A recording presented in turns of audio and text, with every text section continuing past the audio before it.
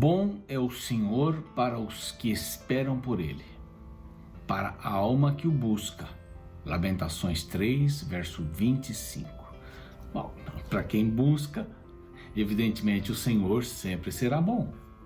Para quem não o busca, não vai ter essa oportunidade de conhecer a Deus. Este é o programa Reavivados por Sua Palavra, e esta seleção de versos que estamos vendo aí esta semana vem da Tatiana Santana. Um grande abraço para você. Ela posta todos os dias uma mensagem bonita. Quero mandar um abraço muito grande, muito forte. Deixa eu abrir aqui para os nossos queridos que estão lá no YouTube, fazem parte da nossa família. Olha aqui, Aristeia Garcês, Célia Campos, G. Ciara Salvador. Um abraço para você. G. Masson, Ilza Barreto, Rosana, a Carmen Zetterman. Um abraço forte para você. Cada uma menciona aqui uma mensagem, cada pessoa, né, menciona uma coisinha aqui. A Elinéia Reis também. Um grande abraço para todos vocês que fazem parte dessa linda família do Reavivados, né?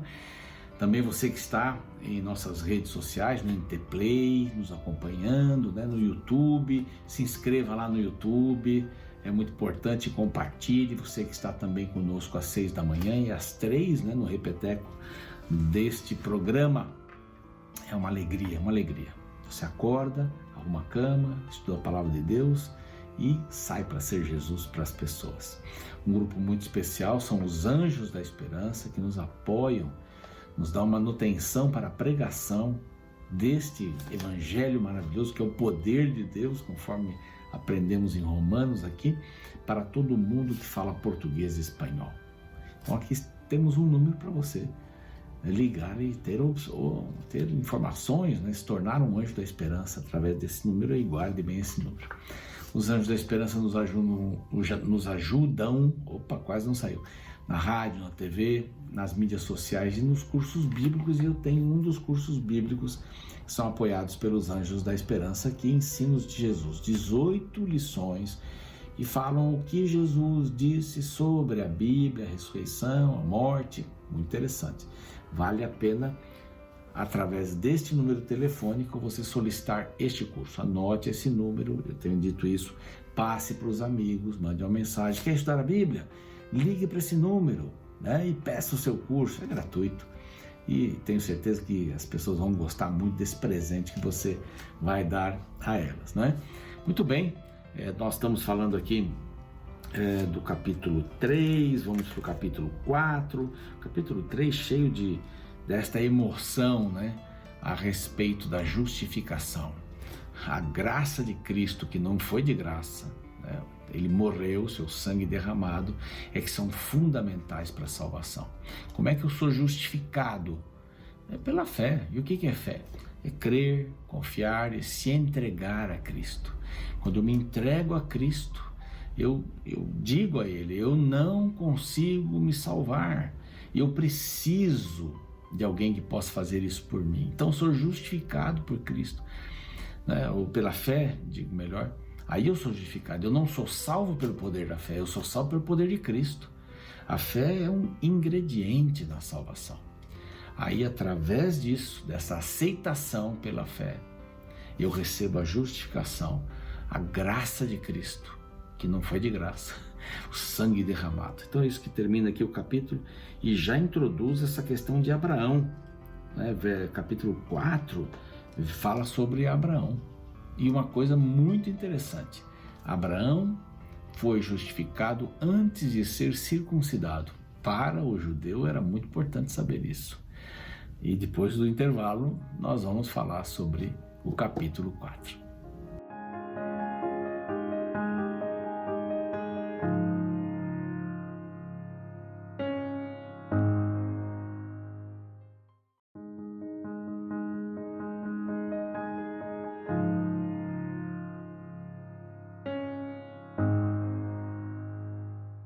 Estamos de volta com o programa Reavivados por Sua Palavra. Você está no lugar certo. Estudar a palavra de Deus é tudo. É importantíssimo para a nossa compreensão da salvação. Estamos vendo aqui textos lindíssimos que Paulo escreveu aos romanos, descansar em Cristo através da fé. Isso é muito importante. E vamos lá para o capítulo 4 agora. Abraão é justificado pela fé. E o título que nós colocamos aqui, a justificação é ilustrada. Então, para nós, assim, bom, Abraão é importante e tal, mas para o judeu, Abraão era o pai da fé. Para o judeu, Abraão era tudo. Nós somos filhos de Abraão. Abraão é que começou essa questão, ou com a ordem de Deus, né, da circuncisão.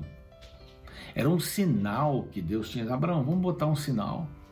Se você crê em mim, vamos colocar esse sinal em você. Um sinal que vai ficar debaixo da roupa, mas você vai demonstrar pelas suas ações. Então o judeu se apega nisso, claro. Ele era o pai da fé, o pai dos judeus, Abraão, ou coisa. Falasse mal de Abraão ali, estava perdido. Fundamental para a fé judaica. Então, agora, Paulo cita o exemplo, lembrando que em Roma, como em outros lugares, havia essa disputa entre os judaizantes, os judeus convertidos ao cristianismo, e os gentios convertidos ao cristianismo. Esses judaizantes, eles queriam que os judeus tivessem os ritos e aceitassem muitas das coisas que eles faziam antes de Jesus. Então todas aquelas leis cerimoniais acabaram, porque Jesus era o antítipo desse tipo. Jesus era o real dessas coisas que eram apenas sombra da cruz do Calvário.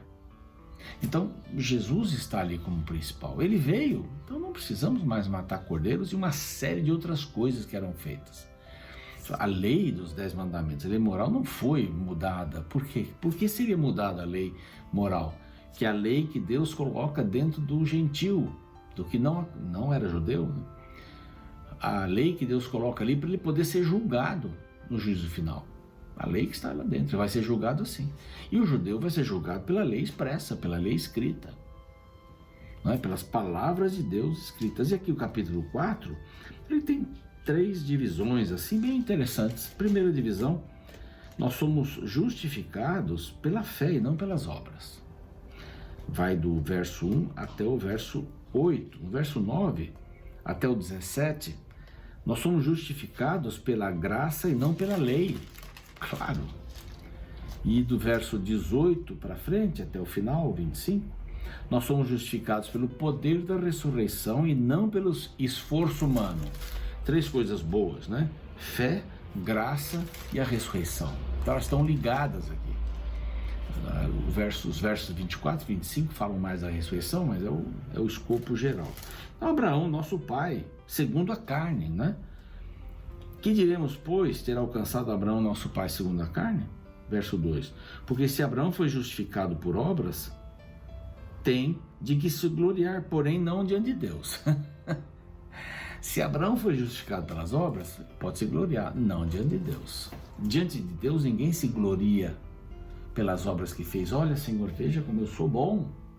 Olha que beleza este filho aqui, esta filha, porque eu sou, né, o melhor. Eu faço, eu. Não, você vai se gloriar na frente dos homens, não diante de Deus. Diante de Deus não é assim que a gente recebe. A gente só recebe diante de Deus a justificação, não a glória. Não a glória. Não temos com o que dizer, o que usar para dizer, Senhor, olha, agora o Senhor pode me aceitar que eu estou bem. Agora eu já estou salvo. Não, quem diz isso, quem declara a salvação, é o poder de Deus. Não é a sua fé. A sua fé vai levá-la à compreensão do amor de Deus, vai levá-la à decisão de seguir a Deus, porque fé é conhecer a Deus. Depois de conhecer, você confia em Deus. Isso é uma relação. Fé, então, é uma relação. Depois você se entrega a Deus. Eu disse aqui que era como o casamento, ou namoro, noivado, casamento. Namoro é conhecimento. Você conhece, vai conhecer a pessoa. Aí você confia, fica noivo. Marca a data do casamento. Aí você se casa, né? E você vai viver com essa pessoa. É entrega. O casamento é entrega. Você, fulano, está disposto a entregar a ela somente, não as outras, não. É fidelidade. Então, conhecer, confiar, se entregar. Bom, depois da lua de mel, continua a mesma coisa? Claro, você continua conhecendo, confiando e se entregando, conhecendo. Todo dia você volta para casa. Ali é o seu lar, ali é sua esposa, seu marido, ali está seu marido, sua esposa. Então a fé é mais ou menos isso. Vamos ver em Hebreus bem isso daí. Mas a fé é isso, essa relação com Deus. Senhor, eu cheguei à conclusão que eu não posso, não há um justo sequer. Aí Deus, assim, o sangue derramado de Cristo na cruz do Calvário me dá essa condição de lhe dar a graça, ou me dá a condição de salvar você, porque o sacrifício já foi feito, não precisa ser feito mais nenhum sacrifício. Você não precisa mais matar cordeiro, já acabou, é uma vez. Isso vai sendo mencionado por aqui. Mas diz aqui, Abraão creu em Deus e isso lhe foi imputado por justiça, verso 3. Ora, ao que trabalha o salário não é considerado como favor, e sim como dívida. Mas ao que não trabalha, porém, crê naquele que justifica o ímpio, a sua fé lhe é atribuída por justiça. Então, mas ao que não trabalha, porém, crê naquele que justifica o ímpio. Então, Senhor, eu não mereço isso. O trabalhador merece o seu salário, ok. Mas eu não mereço, porque a Bíblia diz que não tem um justo sequer. Eu preciso confiar nesse poder de Deus. Aí então Deus me justifica. Quando eu confio e me entrego. Fé. Sou justificado, recebo a graça. E esse é o caminho, né? Agora, aqui nós falamos que... Aí vem Davi também, né, que diz, verso 6... que era bem-aventurado o homem a quem Deus atribui justiça, independente das obras. Porque aqui vai uma pequena introdução para dizer que Abraão foi justificado, foi circuncidado antes das obras. Ele não fez nenhuma obra para ser circuncidado, ele foi justificado e aí então ele foi circuncidado. Então a vocês, judeus, não são automáticos, ou não é automática a situação de vocês serem filhos de Deus. Vocês nasceram, eu criei todos, mas na realidade são aqueles que aceitam, aqueles que querem. Aí então vem a circuncisão. Só que a circuncisão agora não é mais formal, não é externa, ela é interna. Então mudou um pouquinho isso, mas o princípio para receber a circuncisão é o mesmo. O princípio tem que ver com largar a possibilidade de eu me salvar e continuar trabalhando para minha salvação, através de ritos e uma porção de coisas, e me lançar na rocha. A rocha de Cristo não cai sobre nós, é nós que caímos em cima da rocha. Então, não é o peso da rocha, é a minha vontade de me debruçar diante de Deus, de me largar para que Deus possa me conduzir, de me entregar. Então fala aqui a justiça, eles somos justificados não pela graça, não pela lei. Então vem falando aqui mais claramente, né? Vem, pois, esta bem-aventurança exclusivamente sobre os circuncisos, ou também sobre os incircuncisos. Qual a bem-aventurança? Que diz, bem-aventurado o homem a quem o Senhor jamais imputará pecado. Quem é o homem a quem Deus jamais imputará pecado? Aquele que aceita a morte de Cristo no seu lugar. Aquele que se entrega, conhece, confia e se entrega, é justificado. Então, assim, vem, pois, esta bem-aventurança exclusivamente aos circuncisos ou aos incircuncisos? Visto que, dizemos, a fé foi imputada a Abraão para a justiça, e dizem, como, pois, lhe foi atribuída? Estando ele já circuncidado ou ainda incircunciso? Aqui que diz assim, ele recebeu o sinal da circuncisão como o selo da justiça da fé que teve quando ainda era incircunciso. Então, Abraão, que foi circuncidado e começou toda essa questão, ele recebeu isso antes, ele recebeu a justificação antes da circuncisão. Então, meu querido amigo judeu, você da igreja de Roma e você do mundo inteiro, né? O que acontece? Você não precisa passar pela circuncisão. Então, eu sou circuncidado, agora eu estou dentro do plano de Deus. Não. Primeiro eu sou justificado, depois vem a circuncisão do meu coração, esta operação interna de Deus. Tirar a carne que está ali dentro, né? Tirar o coração de pedra, digo melhor, colocar um coração de carne. Isso é circuncisão. Coração de pedra é tudo aquilo, essa amargura toda aqui do capítulo anterior. Não há nenhum justo, a garganta deles é sepulcro, a língua urde e engana como a serpente, uma víbora, a boca, verso 14 do capítulo anterior, é cheia de maldição, os pés derramam sangue. É isso que eu sou. Quando eu me entrego a Cristo, quando eu me entrego ao Senhor, eu sou justificado pela fé. Porque eu creio, não pelas minhas obras, mas pelo que eu creio. Aí então eu sou circuncidado. Circuncidado aqui dentro, né? Então nosso pai Abraão, antes de ser circuncidado, ele foi justificado pela fé. Esta é a grande lição. Abraão é o pai de todos nós. Aqui vem dando vários versos bem lindos, né? E a partir do 18, a justificação vem pelo poder, né, da ressurreição e não do esforço humano. Os versos 24 e 25, mas também por nossa causa, posto que a nós igualmente nos será imputada, a saber, a nós que cremos naquele que ressuscitou dentre os mortos, Jesus Cristo, o qual foi entregue por causa das nossas transgressões e ressuscitou por causa da nossa justificação. Então, ele morreu, ressuscitou e é isso que nos garante a justificação. Eu posso ser justo? Posso. Só mediante Jesus. Só mediante a aceitação do que Cristo fez por mim. Só. Não tem um jeito de eu fazer alguma coisa para ser justificado.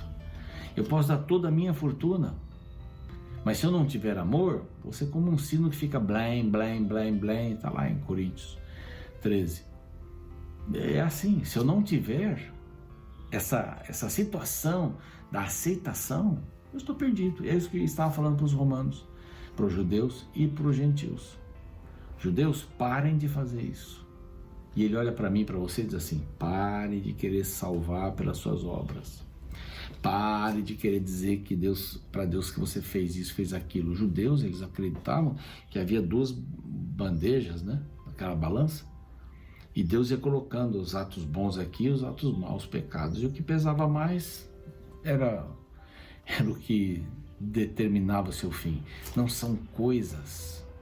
Não são coisas. O ladrão da cruz fez tudo errado. Mas no final ele escolheu o caminho certo. É isso. Isso também não me abre a porta. Você pode fazer um monte de coisa errada, né? Só pedir. Não, isso não é um bom comportamento. Eu sou salvo para ser bom. Então eu não fui salvo. Então não me entreguei. Acontece que eu acho bonita a salvação e digo eu quero. Mas aí eu tenho que viver casado. Como exemplo que eu citei no começo. Eu tenho que dormir em casa de novo. Eu tenho que voltar a ver minha esposa, meu marido todo dia. Eu saio com minhas amigas, meus amigos, mas nenhum deles é mais importante que meu esposo e minha esposa. Então eu tenho que exercitar isso, eu tenho que continuar conhecendo, buscar conhecer mais profundamente a pessoa que eu amo, para poder confiar mais nela e me entregar a ela. É todo dia, essa entrega é todo dia. O casamento é eterno, a fé também. Todo dia de entrega, uma vez salvo, salvo para sempre. Não, de jeito nenhum. Uma vez salvo? Não. Estou sendo salvo todos os dias. Eu fui salvo no passado, no momento que eu tomei a decisão, mas eu estou sendo salvo todos os dias da minha vida. E eu serei salvo na glória, quando esse corpo imortal vai se revestir de mortal, aliás, vai se revestir de imortalidade. Esse corpo corrupto vai se revestir de incorruptibilidade. Aí sim, aí nós estamos no reino do Senhor. E quando diz aqui, fala de Abraão, Sara, né, que Abraão estava amortecido, Sara tinha suas regras mensais já terminadas, e aí o Senhor cumpriu sua promessa. Quer dizer, o Senhor vai cumprir sua promessa. De qualquer jeito ele vai cumprir sua promessa. Promessa de colocar a salvação à disposição de todos. Todos terão condições, indiscriminadamente. E isso inclui você, e eu também. E a mim, digo melhor. E eu quero ser salvo por Cristo Jesus hoje. E hoje eu tenho que tomar essa decisão todos os dias da minha vida. Vamos orar? Pai bondoso, colocamos nossa vida nos teus braços mais uma vez. Nós queremos ser justificados hoje de novo, porque a nossa decisão de permanecermos em Ti, de conhecermos um pouco mais, confiarmos na Tua palavra e nos entregarmos a cada dia para recebermos o resultado da morte de Cristo na cruz do Calvário, que foi a graça que teve um preço e que eu a recebo de graça, mas eu também tenho que pagar um preço. Qual é o preço? É desistir de mim mesmo e confiar no Senhor cada dia, em nome de Jesus, amém. Fique com o restante do programa, eu volto amanhã com mais um capítulo. Certa vez fui almoçar com um amigo na casa de um membro da igreja que frequento. Ao retornarmos, me recordo que meu amigo elogiou a refeição e disse: a comida estava ótima, e quando é de graça, melhor ainda. Eu entendi o que ele falou, mas um momento pensei: a comida foi de graça para nós, mas alguém pagou por ela. Esta história nos ajuda a compreender a questão da salvação pela graça.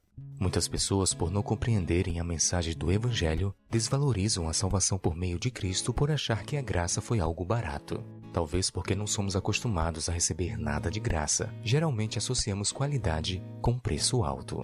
Porém, embora a salvação seja de graça, não significa que ela não custou caro. Ela saiu de graça para nós, mas alguém pagou por ela, e o preço foi muito alto. No capítulo 4 do livro de Romanos, Paulo continua argumentando a favor da salvação através da graça de Cristo. Ele usa o exemplo de Abraão, que foi justificado não pelas suas obras ou obediência, mas pela fé em Deus. Então, no verso 4, Paulo faz uma declaração interessante. Ora, ao que trabalha, o salário não é considerado como favor, e sim como dívida. O que Paulo está dizendo é que, se a salvação fosse por causa de nossa obediência, ela não seria um favor de Deus, mas uma dívida que Ele estaria nos pagando. A salvação seria uma recompensa pelo que havíamos feito, e não um presente pelo que Jesus fez. Se tal feito fosse possível, se nós, através de nossas boas ações, pudéssemos nos salvar, não precisaríamos de Salvador. Jesus não precisaria ter vindo morrer, pois no final, nós mesmos é que seríamos nossos salvadores através de nossos esforços. Percebe como a salvação pelas boas obras é oposta ao Evangelho? Jesus veio a este mundo justamente pelo fato de que nós não conseguimos nos salvar. Nossa salvação é baseada não no que nós fazemos, mas no que Ele fez. Somos salvos não por causa de nossas boas ações, mas por causa dos méritos de Cristo. Então alguém pode pensar, não preciso obedecer ou fazer nada de bom? A resposta é, para se salvar, não. Mas como gratidão pela salvação de graça, aí sim. Percebeu a diferença? Nossas boas obras devem ser apenas frutos de gratidão e não meio para a salvação.